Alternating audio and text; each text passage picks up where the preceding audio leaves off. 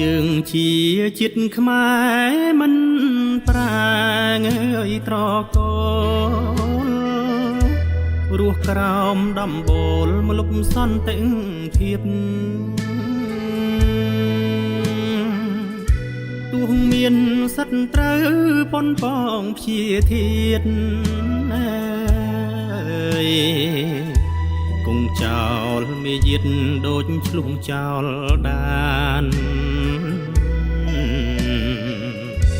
ប្រមាថជាតិខ្មែរអ្នកថាងើយអង្គរបេះដូងឈាមជ័រអងអាចក្លាហានឈាមដាំលើដីការពារឲ្យបានចៅខ្មាំងសាមានវិនិច្ឆ័យក្លប់ខ្លាចកងទ័ពជួមុខសម្រុកយកជ័យខែដានអង្គធិបតេយ្យដេញចោលកំណាចប្រហើនងងើលព្រើលពីលកោងកាចក៏ក្លឿនមិនខ្លាចរិទ្ធអំណាចខ្មែរចៅខ្មាំងចិត្តក្មួជួចងអើយអបព្រៃខ្មិលអន់ដេរថៃកាល័យកិច្ចកា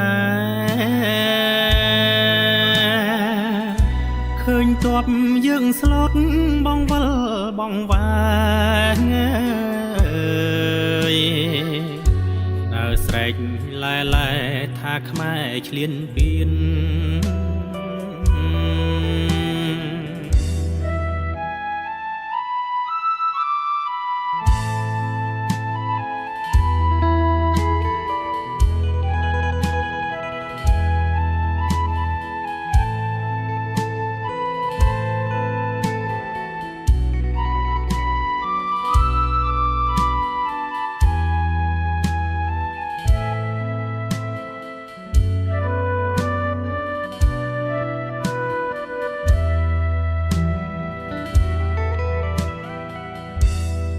សម្ដេច